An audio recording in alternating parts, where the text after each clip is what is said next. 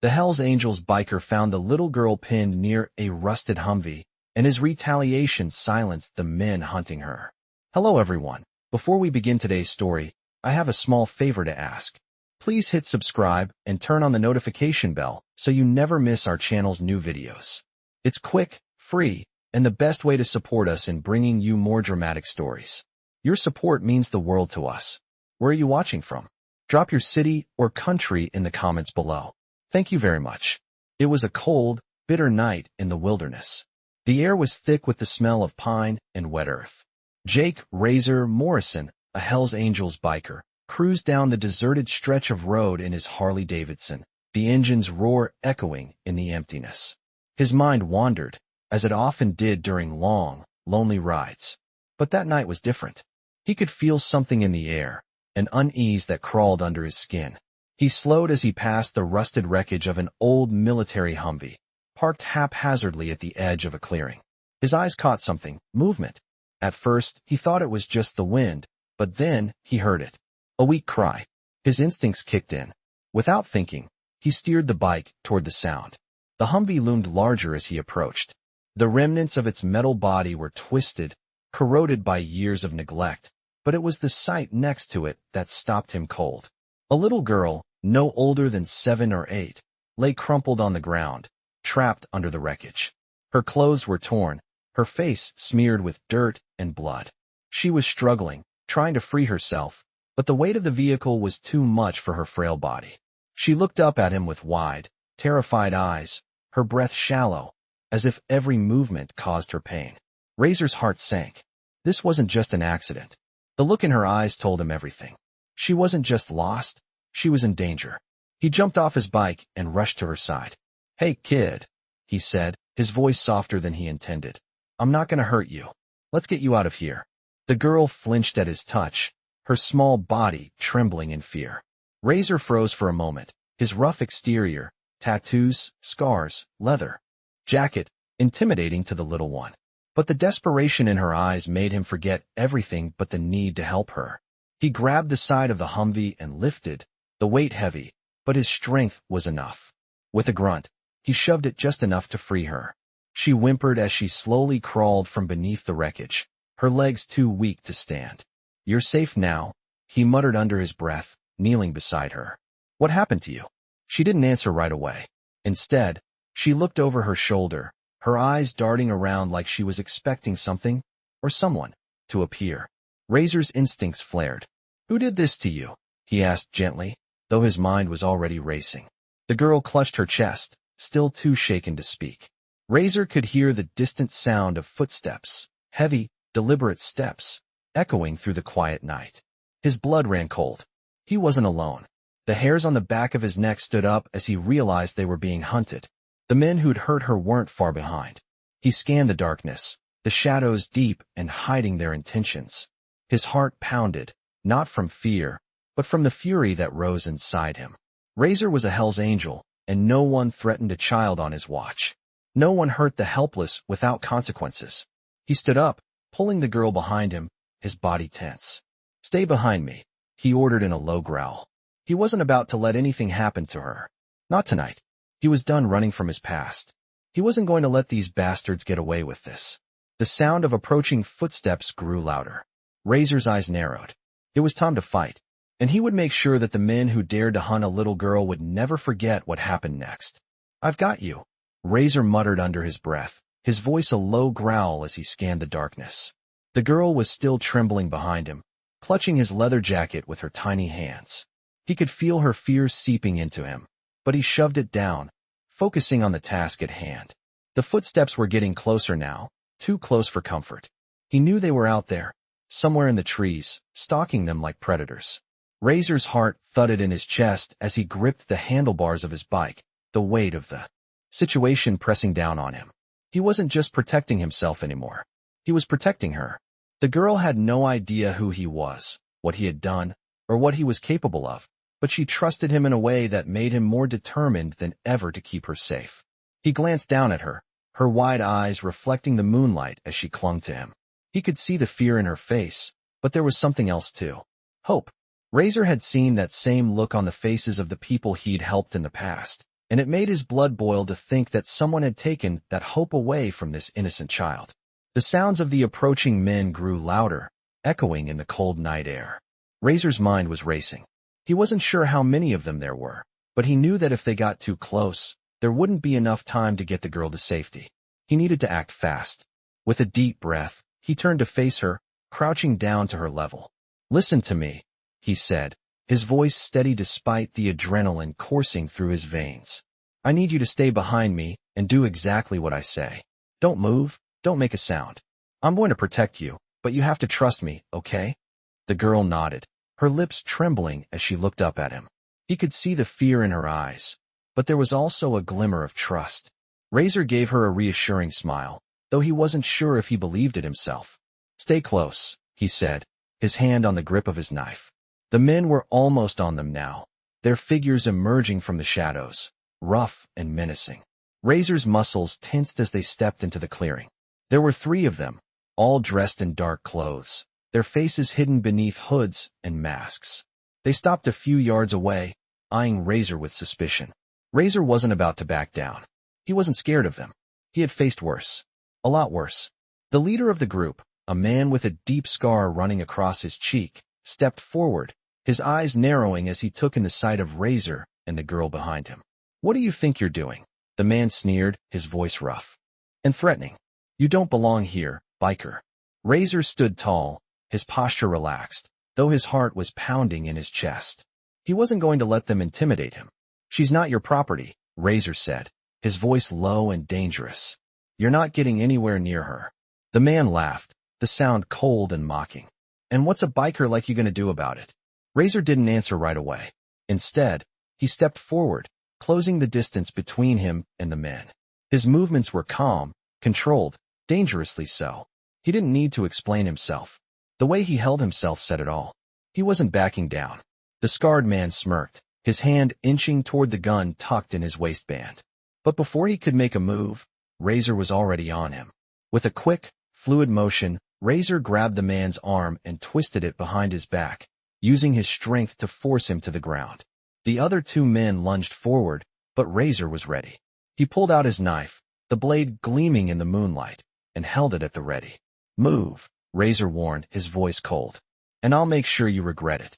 The men hesitated, sizing him up. They could see the fire in his eyes, the same fire that had kept him alive all these years. They were no match for him. Razor didn't give them the chance to make a decision. In one swift motion, he moved, disarming the second man and taking him to the ground with ease. The third man, realizing he was outmatched, hesitated for a moment too long, and that was all Razor needed. He grabbed the man by the collar and slammed him into the Humvee with enough force to knock the wind out of him. "Stay down," Razor growled, his grip tightening. The men were no longer a threat. Razor turned back to the girl, his breathing heavy but controlled. She was watching him, her eyes wide with awe. He nodded at her. "You're safe now." Razor didn't know if he believed it, but he needed to hear it. He needed her to believe it. He picked her up carefully, cradling her against his chest, and made his way to the bike. The men would recover eventually, but by then, Razor and the girl would be long gone, heading towards safety. He revved the engine of his Harley, the sound echoing through the trees. Razor didn't look back. He didn't need to. He'd done what needed to be done, and as long as he was alive, he'd make sure no one would ever hurt her again. "I can't believe it," the girl whispered, still clutching Razor's jacket as he revved the engine of his Harley. Razor didn't look down at her as he steered the bike through the forest path, his eyes locked straight ahead, but he could feel the weight of her words pressing against his chest. This wasn't supposed to be how it went. He wasn't supposed to be anyone's hero. And yet, here he was, taking a young girl away from the only life she had ever known, into an uncertain future. Razor's mind raced. The men he had just neutralized were part of something bigger, something darker. He could feel it in his gut. The girl had been hunted for a reason, and Razor wasn't the kind of man who left loose ends. He had to know more. Razor's grip tightened on the handlebars as they sped down the road. His mind flashed back to the moment he had freed her from under the wrecked Humvee. The terror in her eyes, the way she flinched when he first touched her, had stuck with him. This wasn't just a random kidnapping. This was something planned. Someone wanted her. He had to find out why. The girl shifted slightly behind him, her voice cutting through his thoughts. "Where are we going?" she asked, her words trembling with fear, yet her tone was curious, as if she was still trying to make sense of the world around her. Razor glanced over his shoulder, giving her a reassuring smile. "We're going somewhere safe," he replied, though even to his own ears, the words didn't sound as convincing as he hoped. He wasn't sure where safe was. All he knew was that he had to keep moving. Keep her moving. They couldn't stop. Not yet. The sun had started to dip below the horizon as Razor guided the bike down a narrow, winding road. The forest around them was dense, with towering trees lining both sides of the road. The hum of the engine was the only sound that broke the eerie silence of the night. Razor had been on the road long enough to know when something didn't feel right, and every instinct in him was telling him that they weren't alone. He scanned the trees ahead, but there was no sign of the men who had been chasing them. He hoped that meant they were far behind. He wanted to believe that. The girl's breathing slowed as she seemed to settle, her small body pressed against his back. Razor could feel the weight of her gaze on his spine. She was still scared, but something else was there too. Curiosity, maybe. She didn't speak again for several minutes, and for that, Razor was thankful. He needed to focus. He needed to keep his mind clear. But the silence between them was starting to get uncomfortable. Finally, the girl broke it. "What's your name?" she asked softly. Razor hesitated for a moment, his fingers tightening around the handlebars. He hadn't shared his real name in years. Everyone just called him Razor, and that's who he was. But something about her question, the innocence in her voice, made him want to be more than just the biker with the patch. He sighed. "Jake," he said after a moment. "Jake Morrison." He felt her shift behind him, and he could sense her eyes on his back once more. "Jake," she repeated, as if testing the name on her tongue. "I like it. It's nice." Razor didn't know why, but her words struck him in a way he wasn't prepared for. He had never been a nice guy. Not to anyone. He had spent his life doing things he wasn't proud of, living by a code that didn't exactly line up with nice. But hearing her say that, hearing her voice crack slightly as she said it, made him question everything. "What's your name?" he asked, the question escaping him before he could stop it. There was a long pause, and for a moment, Razor thought she might not answer. But then, in a small, quiet voice, she said, "Ella. My name's Ella. Ella." Razor tried to focus on the road ahead, but the name kept replaying in his mind. It felt important, somehow. It felt real. As they drove on, the road began to narrow, the trees pressing in on both sides, and Razor had to slow the bike down.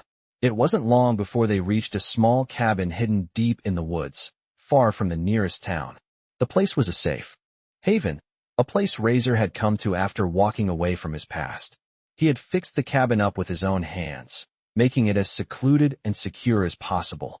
Razor pulled the bike up to the small porch and cut the engine. The silence that followed was heavy, but at least here, they would be safe for a while. Razor dismounted first, and then helped Ella off the bike, steadying her as she wobbled slightly on her feet. Her legs were still weak, and Razor could see that she wasn't used to walking after being trapped under that wreckage for so long. "You're safe now," he said again, though it didn't feel like enough. Ella nodded, her eyes scanning the small cabin as they walked inside. She seemed wary, but also fascinated by everything around her. Razor watched her for a moment, taking in her wide-eyed wonder. He knew that the road ahead was going to be tough. Ella had been through something no child should ever experience. But Razor was going to make sure she was never alone again. "You're safe here," he said again, though this time, it felt more real. They were safe. For now. I woke up the next morning to the smell of coffee brewing. It was the kind of scent that brought a sense of calm to a world that had been anything but calm lately. Razor glanced at the window, watching as the first rays of sunlight filtered through the trees. He could hear Ella moving in the other room, her small footsteps echoing softly in the quiet cabin. For the first time in a long while, Razor felt like he was exactly where he needed to be. He didn't know what the future held, but he knew he had to protect Ella, keep her safe from whatever was lurking out there. Razor had been riding alone for years, but now there was someone else depending on him. That thought sat heavy in his chest. He wasn't sure he was ready for the responsibility, but the way Ella looked at him, trust shining in her eyes, told him he didn't have a choice. He had to be enough. He stood up and stretched, feeling the tension in his back loosen as he walked into the kitchen. Ella was sitting at the table, a plate of pancakes in front of her, eyes still wide with wonder at her new surroundings. She looked up as he entered, giving him a small, hesitant smile. "Good morning, Jake," she said softly, her voice still a little unsure, but warmer than it had been the day before. Razor couldn't help but smile back. "Morning, kid," he replied, his voice gruff but kind.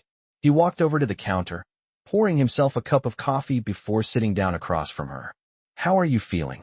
Ella picked at the pancakes on her plate, not meeting his eyes at first.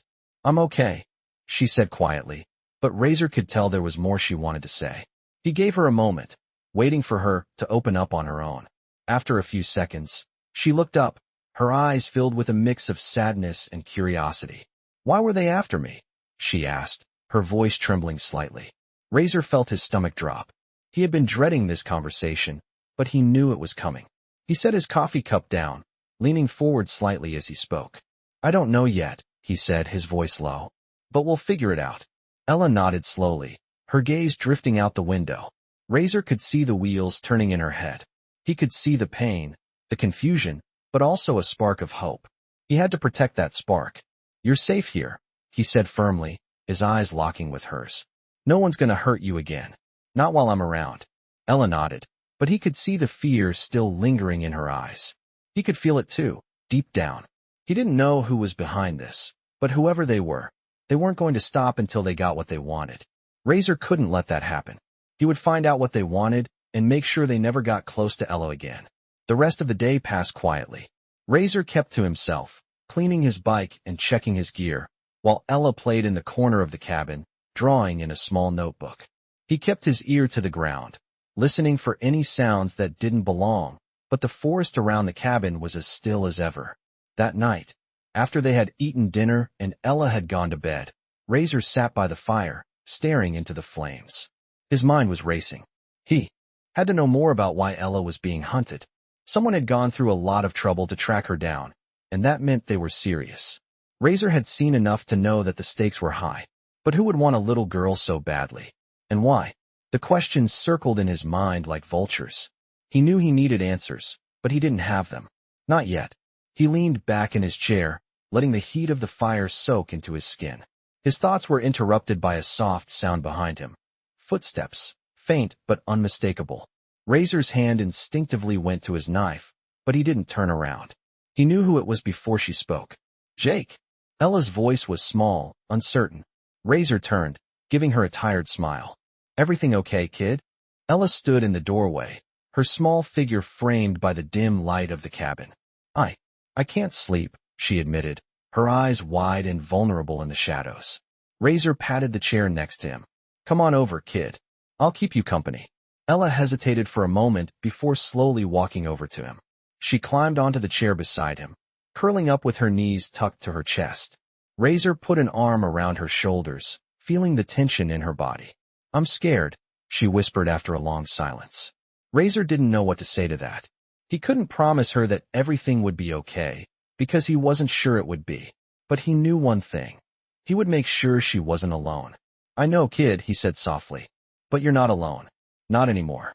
Ella didn't say anything, but she rested her head against his shoulder, her small body trembling slightly.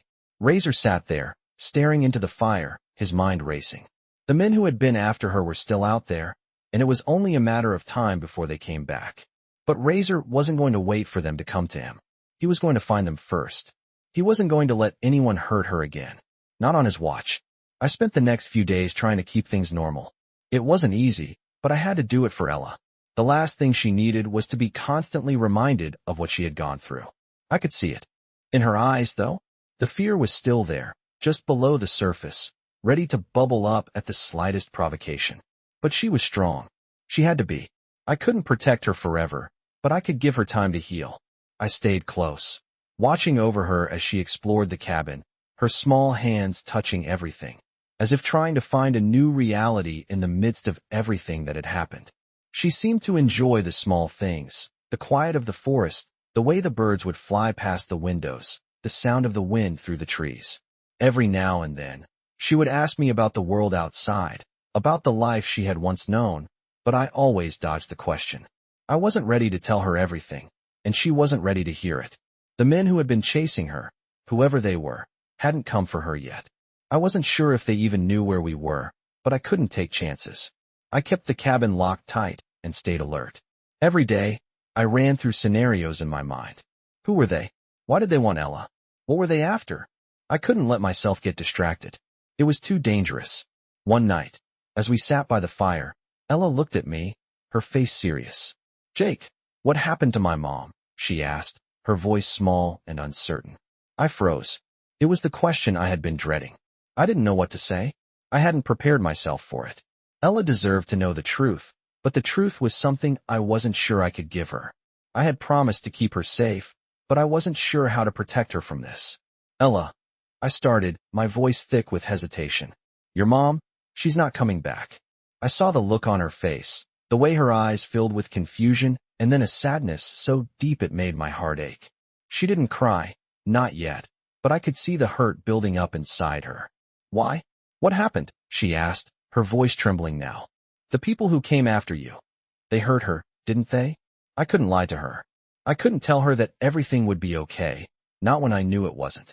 "I don't know exactly what happened," I said, my voice rough. "But I'm sure. She loved you. You were everything to her." Ella nodded slowly, her small hands clenching tightly in her lap. I could tell she was trying to hold it together, trying to make sense of the world that had turned upside down.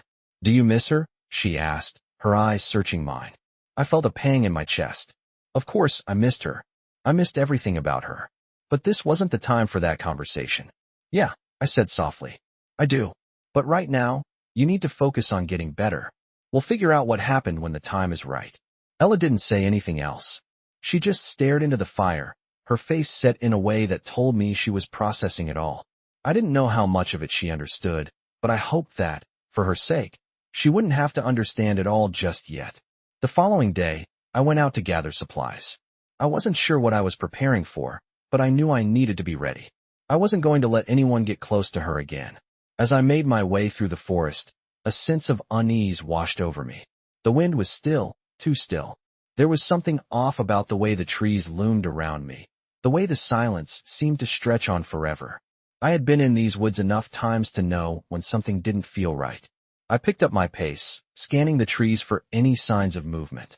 It was then that I heard it. Footsteps, soft but deliberate, just beyond the trees.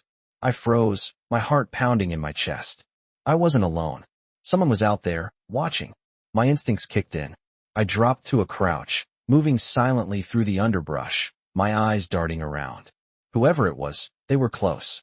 Too close. I could feel the hairs on the back of my neck stand up as I crept forward, keeping to the shadows. The footsteps grew louder, closer. My hand went to the knife at my side, the cool steel comforting in my grip. Then, without warning, the figure stepped into view. I tensed, ready to strike.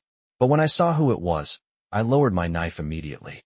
It was a man, middle-aged, rugged-looking, with a scar running down his cheek. He was holding up his hands, a gesture of peace. "Easy there, brother," he said, his voice gruff. "I'm not here to hurt anyone." I studied him carefully, my eyes narrowing. "Who are you?" I asked, my voice steady but wary. The man took a step forward, his gaze never leaving mine. "Name's Cole," he said. "I've been keeping an eye on the girl. You're in trouble, and you don't even know it yet." The words hit me like a punch to the gut. I hadn't expected this. "What do you know about her?" I demanded. Cole didn't answer right away. Instead, he looked around, as if making sure no one else was watching. "I know more than you think," he said. "And I can help you keep her safe. But you're gonna need to trust me." I didn't trust him. Not yet. But something about Cole's words made me pause. It wasn't just the fact that he knew about Ella. It was the way he carried himself, like a man who had seen more than his fair share of trouble and was used to dealing with it head-on. There was a certain calm in his demeanor that made it clear he wasn't just another random person who had stumbled onto our path. I didn't have a lot of time to figure him out, though. Ella's safety came first, always. I tightened my grip on my knife and took a step back, still eyeing Cole warily. "What do you know about her?" I asked again, my voice low and demanding. Cole didn't flinch. "I know she's being hunted," he said, his gaze steady. "I know it's not just some random thing. Whoever's after her, they're not going to stop until they get what they want. And they won't stop with you, either." The words sent a chill through me. I could feel the weight of the situation bearing down on me. The men who had been after her weren't just thugs. They were part of something bigger, something more dangerous. I've been keeping an eye on them, Cole continued, his voice dropping to a whisper. I've seen the people who are after her. They're connected, well connected. If you think you can just run and hide, you're wrong. They'll find you eventually. They always do. I didn't want to hear it. I didn't want to believe that this was going to be a fight we couldn't win. But, deep down, I knew he was right. I had already taken Ella away from one danger, but I hadn't really thought about what would come next. How would we survive when the storm hit? You don't have to do this alone, Cole said, his voice softer now, almost like he was trying to offer reassurance. I can help you, but you have to trust me. I studied him for a moment, my mind racing. He could be lying. He could be working for the people who were after Ella, trying to manipulate me into lowering my guard. But there was something in his eyes, something that told me he wasn't playing games. I had been alone for too long, used to doing things on my own. But this wasn't the same as anything I had ever faced before. Ella's life was on the line. I had to think bigger. Why should I trust you? I asked, my voice thick with suspicion. Cole didn't hesitate. Because I know what it's like to be hunted, he said simply. I know what it's like to have your back against the wall, to have people after you. I've been there, and I've come out on the other side. I can help you get through it, but only if you let me. I thought about it for a long time. I could feel Ella's eyes on me from behind, her small, quiet presence a constant reminder of what was at stake.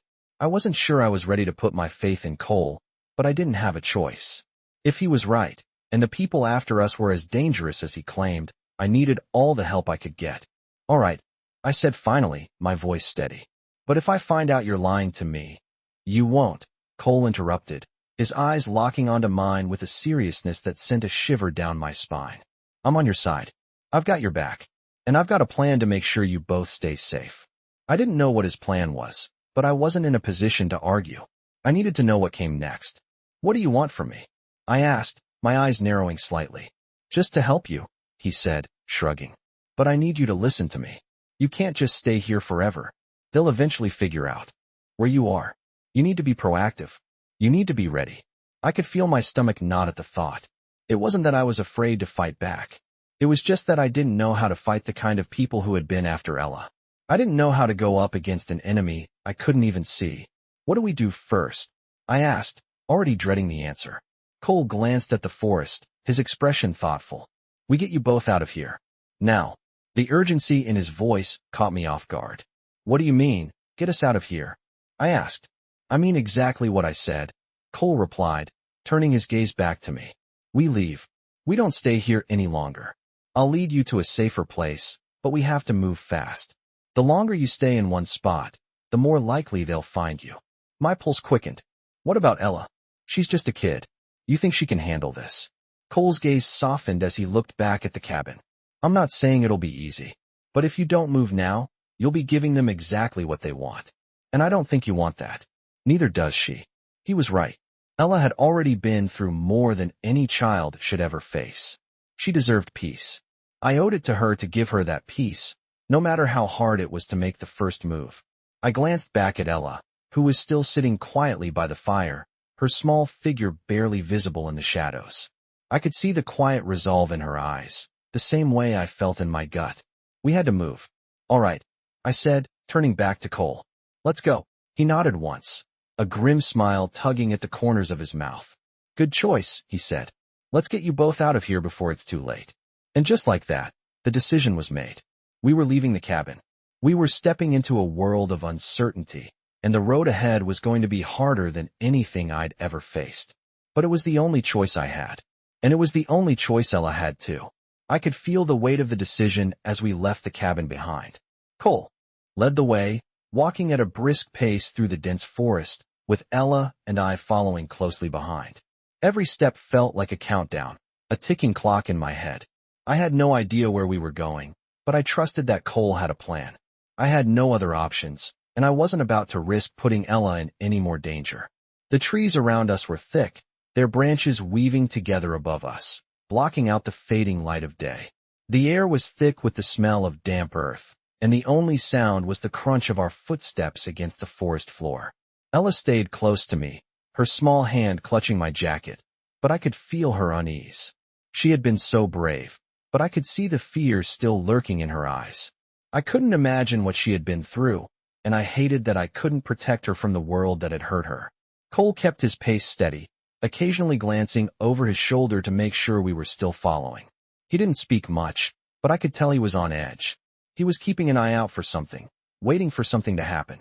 I couldn't shake the feeling that we were being watched. I had learned long ago to trust my instincts, and right now, every instinct was telling me we were not alone. How much further? I asked, my voice low. Cole didn't answer right away. He was scanning the trees around us, his eyes narrowing as he looked for anything out of place. We're almost there, he said after a long pause. His voice was calm, but there was a tension in it that I didn't like. I didn't press him further. Instead, I focused on keeping Ella close, on making sure she was okay. We walked for what felt like hours, though I knew it couldn't have been that long. The sun had long since dipped below the horizon, and the darkness was thick, like a blanket wrapping around us. I could hear the sounds of the forest, owls hooting, the rustle of leaves, the occasional snap of a twig, but there was something else too, something that made my heart race. A distant sound, like the hum of an engine, was faint but unmistakable. It was growing louder, getting closer. I stopped in my tracks, my heart pounding in my chest. Cole stopped too, his eyes scanning the trees once more, his body tense. We're being followed, I whispered, the realization hitting me like a punch to the gut. Cole didn't respond at first, but I could see his jaw tighten. He knew what that meant. Whoever was behind us was getting closer. Keep moving, he said, his voice firm. Stay close and don't make a sound. I grabbed Ella's hand, pulling her gently along as we moved forward. My heart was racing, and every nerve in my body was on high alert. The sound of the engine was unmistakable now, close enough that I could feel the vibrations in the ground beneath my feet. They were right behind us. My mind raced as I tried to think of what to do. We couldn't outrun them, not on foot, not with Ella. Our best chance was to keep moving, stay ahead, and hope we could lose them in the woods. But I didn't know how long we could keep that up. We need to hide, I said to Cole, my voice barely above a whisper. He nodded, his eyes flicking to a cluster of trees ahead of us. Follow me. We veered off the path, moving silently through the thick underbrush. The sound of the engine grew louder, now joined by the crunch of footsteps in the forest. I could hear them closing in, their voices faint but growing clearer with each passing second. I could feel the tension in the air, thick and heavy. I had no idea who they were, but I didn't need to know. I could tell they weren't friendly. We reached the cluster of trees Cole had been heading toward, and he stopped, motioning for us to crouch down behind a thick patch of bushes. Ella huddled close to me, her small body trembling with fear. I could feel her clenching my jacket, her tiny fingers digging into the fabric. I wrapped my arm around her, pulling her as close as I could. We sat in the dark, barely breathing, as the sound of the footsteps grew nearer. I could hear them now. 2 men, their voices low but urgent. I held my breath, praying they wouldn't notice us, praying that we had hidden well enough. Time seemed to stretch on forever. I didn't know how long we sat there, hidden in the dark, waiting for the men to pass. I could hear their conversation, muffled but clear enough to make out the words. She can't be far, one of them said, his voice harsh. We'll find her. We'll make her talk. My stomach turned at the threat. I wasn't sure what they wanted from Ella, but I had a bad feeling that it wasn't good. The other man grunted in agreement. She's a liability. We can't let her get away. I could feel Ella's body stiffen beside me, and I squeezed her hand to reassure her. The men were close now, just a few feet away. I could hear their boots crunching against the ground, the sound of their breathing. I held my breath, my heart pounding in my ears. I didn't know how much longer we could stay hidden. The footsteps stopped suddenly, just on the other side of the bushes. I could feel my pulse racing in my throat. This was it. They had to know we were close. But then, just as quickly as they had stopped, the men turned and walked away, their voices fading into the distance. My breath caught in my chest, and I held still, listening to their footsteps fade. It wasn't over. Not yet. But we had a moment, just a moment, to breathe. Cole's voice was barely a whisper as he motioned for us to move again. Let's go. Now. We moved quickly and quietly, sticking to the shadows as we made our way deeper into the forest. I could feel the weight of the situation settling on my shoulders. Whoever these men were, they weren't going to stop. Not until they had Ella. And not until they had what they wanted. I could feel the tension in the air as we moved deeper into the forest. Every crack of a twig underfoot, every rustle of leaves seemed to echo through the silence. We had barely escaped the men earlier, but they weren't far behind. Cole kept the pace quick, leading us through the dense woods with an urgency that made my heart race. I had no idea where we were going, but I trusted him. I had to. We couldn't afford to stop, not yet. I glanced over at Ella, walking just behind me. She looked exhausted, but she kept up without complaining. Her small hand was still gripping mine tightly, as if holding onto me was the only thing keeping her grounded. I didn't say anything to her, not wanting to remind her of how close we had come to being caught, but I could feel her fear radiating off of her. We were running, not just from the men who were after her, but from something much bigger, something neither of us fully understood. As we walked, I could feel the weight of the situation pressing down on me. I had promised to protect her, but how was I supposed to do that when I didn't even know who the enemy was or why they were after her? I had been in enough fights to know that this wasn't just a random attack. Whoever was behind this had a purpose, and they weren't going to stop until they got what they wanted. Cole led us through a thick patch of trees and over a small creek, never slowing down. I could barely keep up, the weight of Ella's hand in mine dragging me back, but I didn't dare let go. How much further? I asked, my voice hoarse from the cold air. Cole glanced over his shoulder briefly, his face expressionless. Not far, he said, his voice steady. We'll reach a safe house soon. We can rest there. Safe house. The words barely registered in my brain. I wasn't sure what it meant anymore. The only safe place I knew was the cabin, and that had already been compromised. As we continued walking, I started to think about what had happened to us. How had Ella ended up in this mess? Who were the people after her? What did they want? My mind spun with questions, but I had no answers. Ella was the only thing that kept me going. She was counting on me, and I wasn't going to let her down. After what felt like hours of walking, we reached the edge of the forest. The trees opened up to reveal a small, run-down cabin hidden in the clearing. It was barely visible from the path, and the roof was covered in moss and vines. The windows were dark, and there was no sign of life. This is it, Cole said, his voice low. He moved quickly to the door, checking over his shoulder before opening it. Stay close, he warned. I didn't need to be told twice. I pulled Ella to my side, and we stepped inside the cabin. The air inside was stale, the kind of musty smell that came from a place that hadn't been used in years. The walls were bare, and the only furniture was a few old chairs and a rickety wooden table. It wasn't much, but it was better than nothing. Cole immediately began securing the door, sliding a heavy bolt across it and checking the windows. We'll stay here for now, he said, his eyes darting around the room. It's not much, but it'll do. We can't stay on the move forever. I nodded, but I could feel my anxiety rising. How long would we be safe here? How long before the men came looking for us again? What now? I asked. What do we do next? Cole looked at me, his expression unreadable. We rest, he said. We lay low for a while. I'll make sure no one can track us here. I didn't like it, but there was nothing else we could do. We had no choice but to wait and hope that the men wouldn't find us. I turned to Ella, who had been silently standing beside me, her eyes wide and alert. She looked tired, but she was holding it together better than I had expected. I knelt down beside her. Hey, are you okay? I asked, my voice gentle.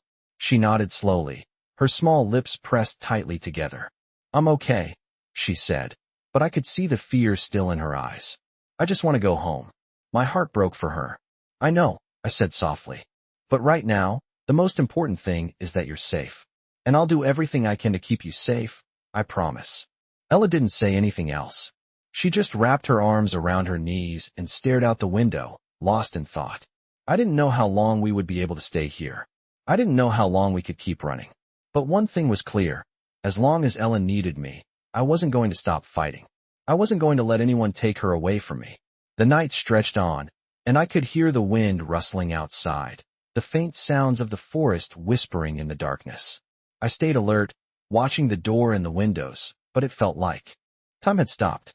It was too quiet, and that made me nervous. I kept glancing at Ella, who had finally fallen asleep on the chair, her head resting against the wall. I had to make sure she stayed safe, no matter what. I didn't know how long we could hide, but I knew I had to keep moving forward.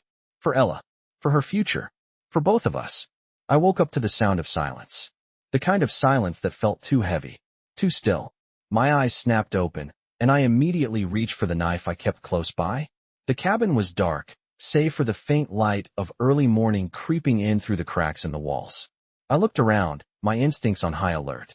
Cole was already up, crouched near the door, his sharp eyes scanning the outside. Ella was still asleep, curled up in the corner, her breathing steady but slow.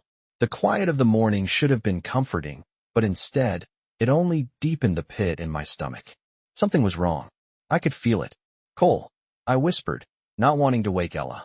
What's going on? Cole didn't turn around immediately, his focus entirely on the window, the long shadows outside the cabin.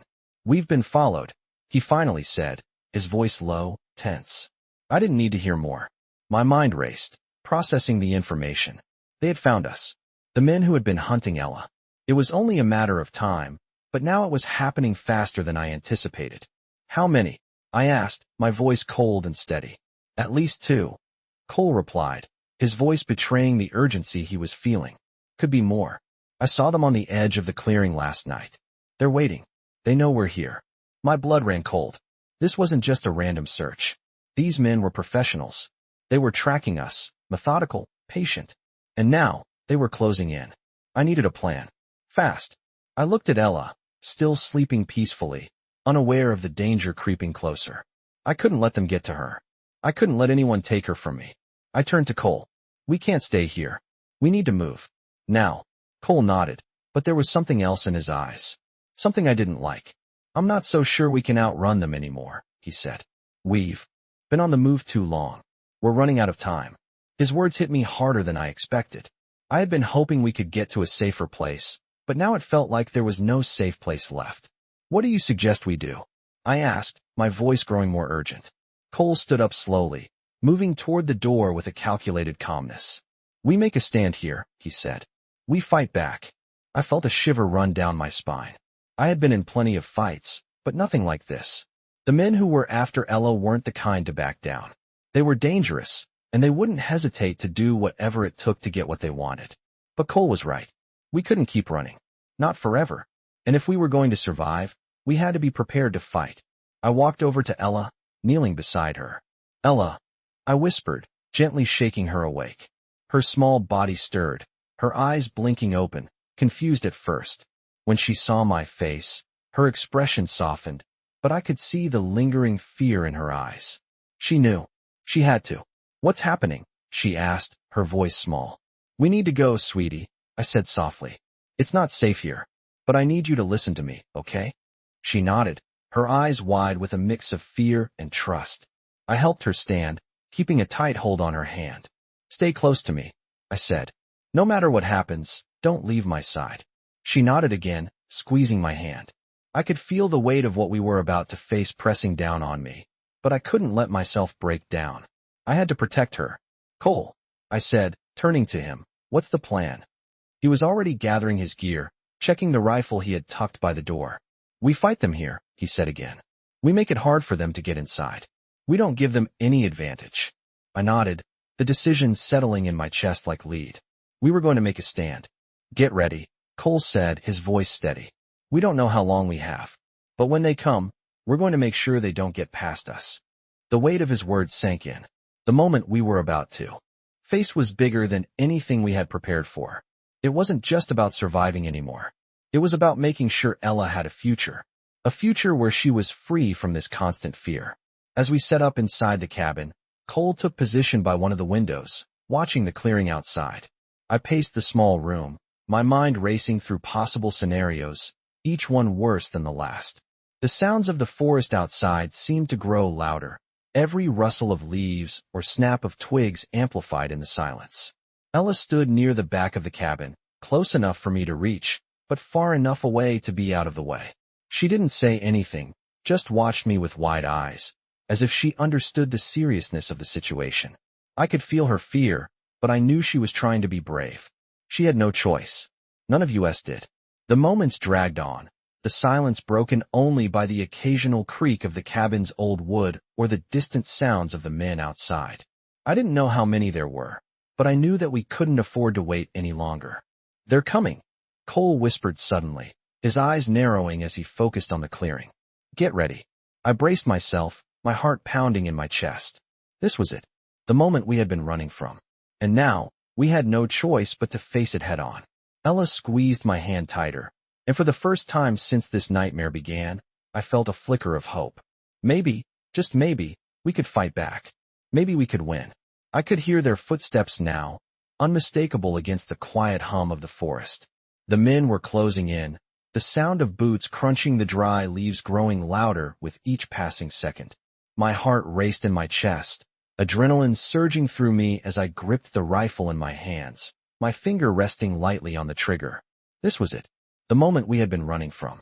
I glanced over at Cole, his face set in a hard expression, his eyes focused on the clearing just outside the cabin. He was ready, but I wasn't sure I was. I'd never been in a situation like this before. But this wasn't about me anymore. This was about Ella.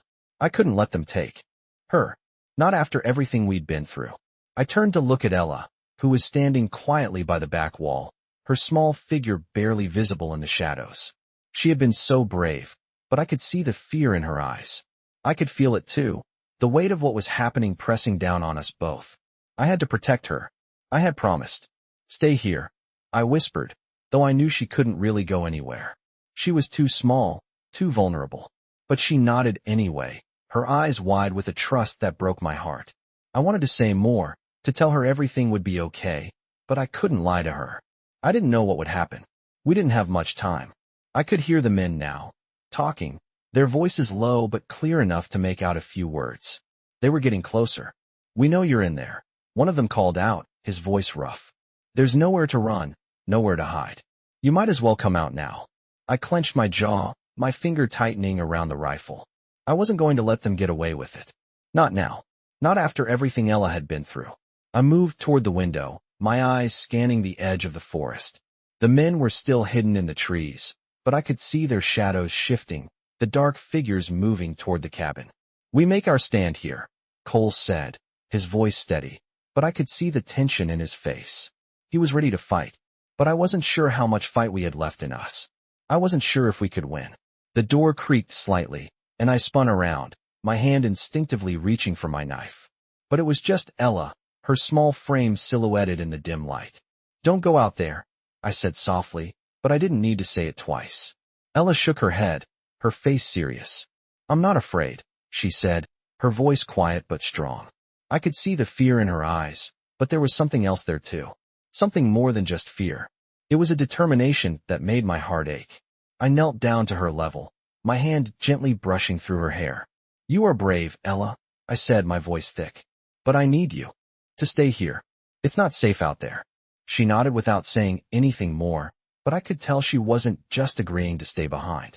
She was trying to make sense of everything, to understand it all.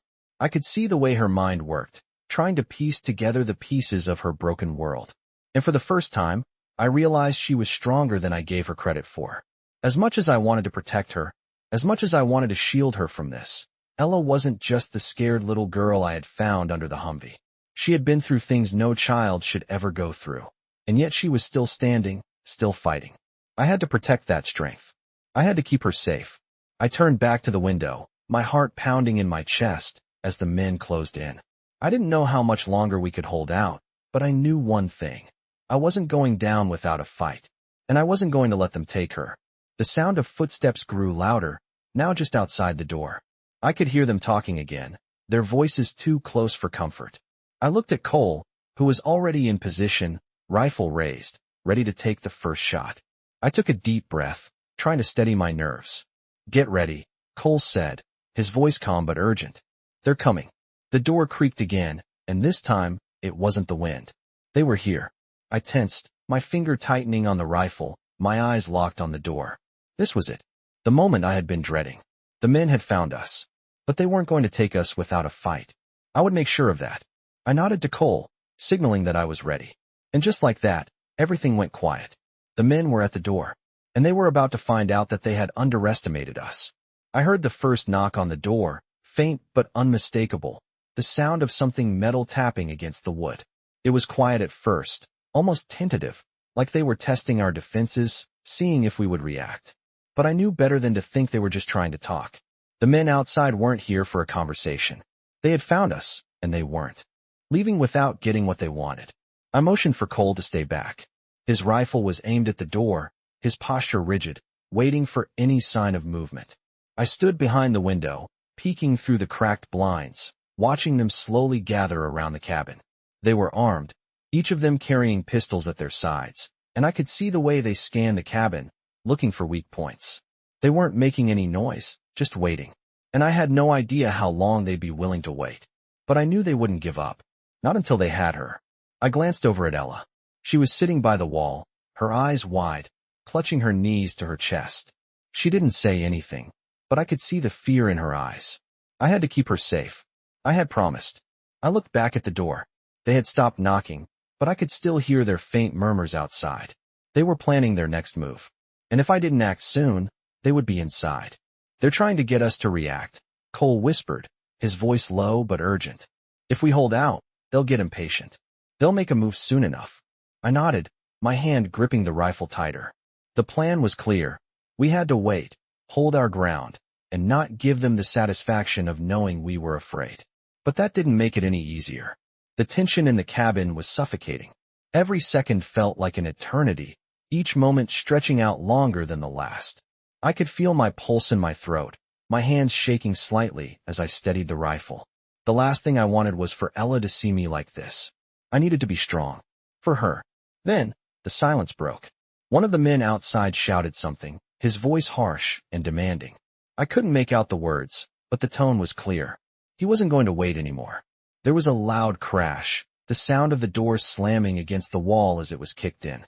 In an instant, the cabin was filled with the harsh scent of the outside air, the violent rush of wind cutting through the room.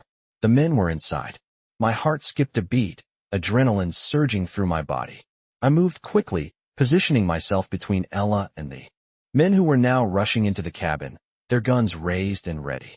Stay back, I said, my voice steady despite the terror coursing through me. I wasn't going to let them take her. Not without a fight. The first man, the one who had kicked down the door, took one look at me and sneered, a grin spreading across his face. You're making a big mistake, buddy, he said, his voice dripping with menace. You're not going to win this. I could feel Cole moving behind me, his rifle trained on the men, ready to take a shot if needed. I'll take my chances, I replied, my voice low but firm. The men didn't waste any time. They started to fan out, circling the room, trying to get behind us. I knew what they were doing, trying to intimidate us, to get us to break. But I wasn't backing down. Not now. Not when Ella's life was on the line. One of the men stepped forward, his hand reaching for his gun. I didn't hesitate. I fired first. The shot rang out through the cabin, the force of it shaking the walls. The man staggered back, a gasp escaping his lips as he clutched his side. I didn't have time to watch him fall. I spun around, my eyes locking on the other two men, who had started moving in our direction. I could see the fear in their eyes now. They weren't expecting this. They thought we'd be easy targets. They were wrong. I took a deep breath, trying to steady my hands as I aimed. Another shot fired. Another man went down. This time, I didn't feel anything but the cold, brutal reality of what we were doing. They weren't just after Ella anymore. They were after all of us. And we weren't going down without a fight. The third man hesitated, his eyes flicking between me and Cole, trying to decide whether to run or fight. I saw the moment of doubt in his eyes, and that was all I needed. He made a move to the left, trying to take cover behind a chair. But I was faster. A third shot rang out, and he dropped to the floor, his gun slipping from his hand. I stood there for a moment, breathing hard, my body still trembling with the aftershocks of the fight. The cabin was silent. Again, the only sound now the heavy breathing of the three men lying on the floor.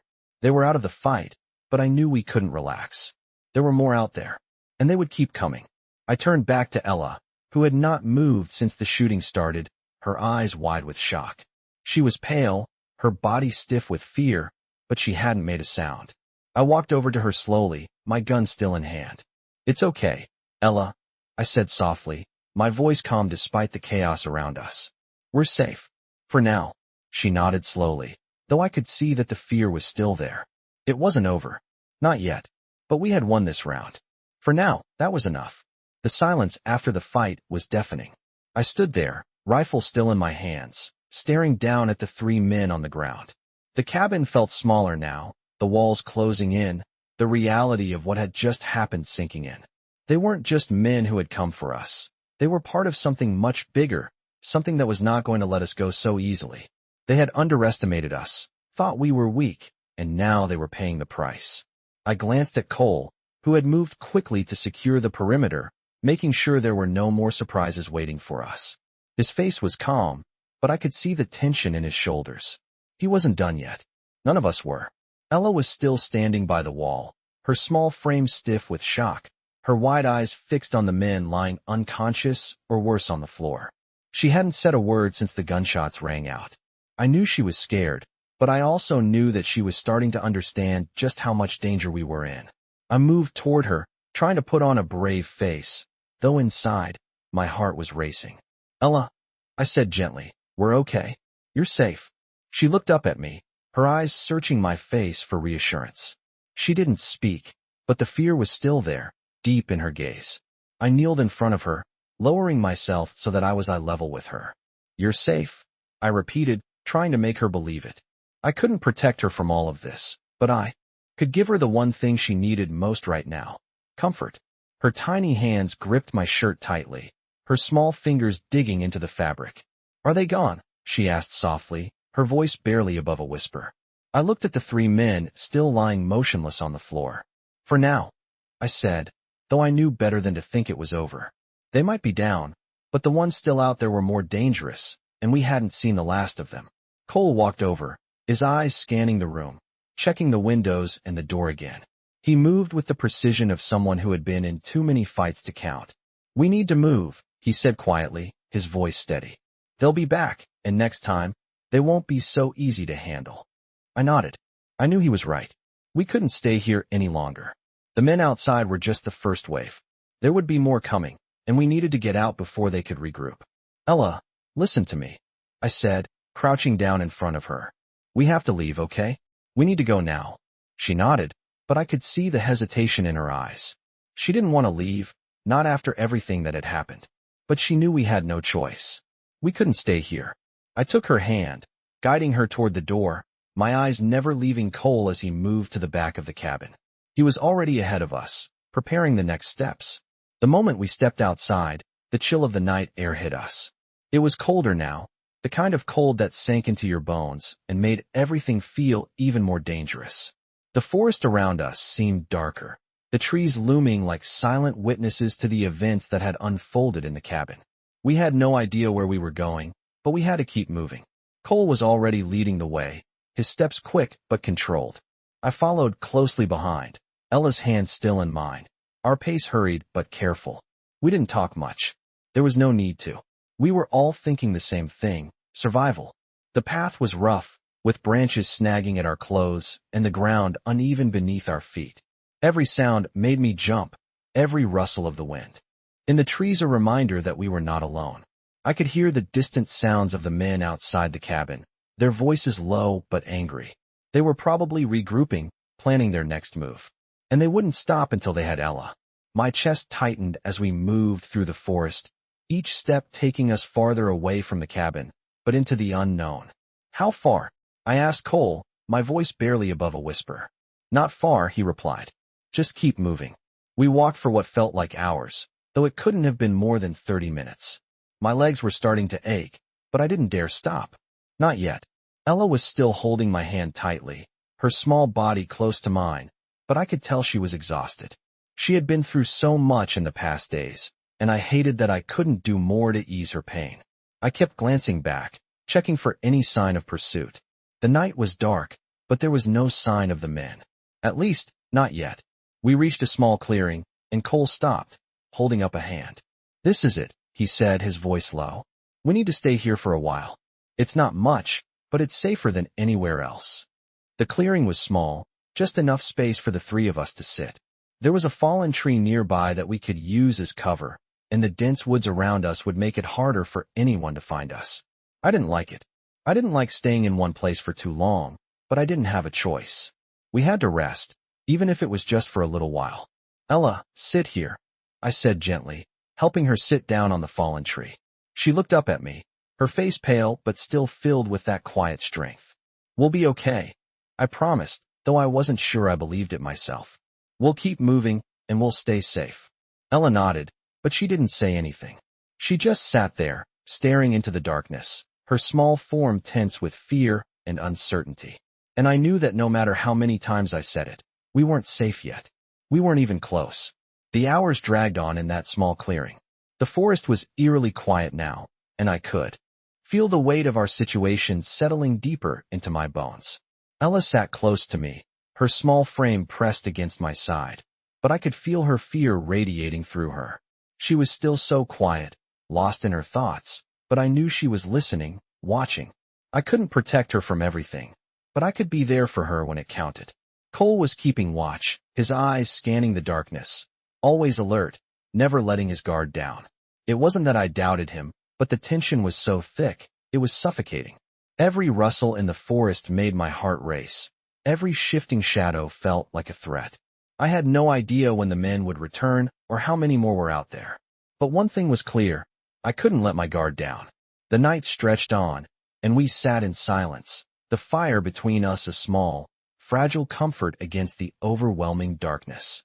I kept my focus on Ella, occasionally glancing over to Cole, watching him as he kept moving between the trees, checking for any signs of movement. We had to be prepared for anything. I leaned down to Ella, brushing her hair back from her face, and tried to smile. "Hey," I said softly. "We're going to be okay. I'm not going to let anything happen to you." She looked up at me, her eyes wide with uncertainty, but there was a glimmer of trust there. "Promise?" she asked in a voice so small, it nearly broke my heart. I nodded, though the words felt like a lie. How could I promise her that when I wasn't sure myself? "I promise," I said, my voice steady, even though doubt gnawed at the edges of my mind. The night passed slowly, the cold seeping into my skin. I had my rifle close, my fingers resting lightly on the stock, ready to move at a moment's notice. Cole returned to the clearing after checking the perimeter once more. "It's quiet," he said, his voice low. "Too quiet." I nodded, understanding what he meant. The men were still out there, but they were waiting. They knew we were here, but they were biding their time, waiting for us to make a mistake. I wasn't going to give them that chance. I glanced at Ella, who had finally closed her eyes, her exhaustion overcoming her fear. If only for a moment. I wanted to let her sleep, but I couldn't relax. "Not yet. We need to move again," Cole said after a long pause, his voice grim. "They'll come for us soon enough. We can't stay here." The thought of moving again, of leaving the small sense of safety the clearing provided, was almost unbearable. But Cole was right. We couldn't afford to stay put. If we did, we would be sitting ducks. I stood up, my legs aching from the long hours of tension. Ella stirred, opening her eyes, her gaze flicking between Cole and me. She was ready to go, but I could see the fear still in her eyes. "We have to keep moving, kid," I said gently, reaching down to help her up. "Stay close." She didn't argue, but she clung to me tighter than before. I could feel the weight of her trust, and it made the fear in my own chest grow heavier. I wasn't just protecting her from the men outside. I was protecting her from a world that had already taken too much from her. We moved through the forest again, this time with more urgency. Every step was measured, every sound magnified in the silence. Cole led the way, and I kept Ella close behind, my eyes constantly scanning for any sign of movement. We didn't talk much, but the tension between us was palpable. I could feel the anxiety growing with every step, but I couldn't let it take over. We had to stay focused. After what seemed like hours, we finally reached a small cabin hidden deep in the woods. It wasn't much, but it was secluded enough that we might be able to stay hidden for a while. Cole moved cautiously to the door, checking for any signs of trouble before he opened it. Once inside, he quickly secured the door, and I felt the weight of the world settle a little. But not for long. The danger wasn't over. It never really was. "We rest here for now," Cole said, his voice low. "But we have to keep moving. We can't stay in one place for too long." I nodded, already knowing what he meant. The men wouldn't stop. They would keep coming, and they would keep hunting until they got what they wanted. The thought of it made my stomach turn. I didn't know how much longer we could keep running, but I knew I had to keep Ella safe. I couldn't fail her. I couldn't let them take her. We sat down on the cold wooden floor of the cabin, the walls barely holding in the warmth from the small fire that Cole had started. Ella curled up beside me, her small body exhausted, but still so full of questions. I didn't have answers for her. I didn't even know what came next. But I could feel the weight of the promise I had made to her. I wasn't going to let anything happen to her. No matter what it took, I was going to fight. And when the men came again, and they would, I would be ready. Ella deserved a future, and I was going to give it to her, even if it cost me everything. I knew that now, with every breath I took. It was the only thing that mattered. In this thrilling tale, we dive into the gripping world of Hell Angel stories, where the unexpected twists of fate collide with the fight for survival. Follow the journey of a determined biker who finds himself caught in a dangerous game when he discovers a young girl on the run from mysterious men. As the story unfolds, the Hell Angel stories take on a darker turn, as this biker, a member of a notorious gang, is forced to protect the girl at all costs. From intense moments of confrontation to the looming threat of relentless pursuers, this gripping narrative pulls you into a world where danger is constant and survival depends on every choice.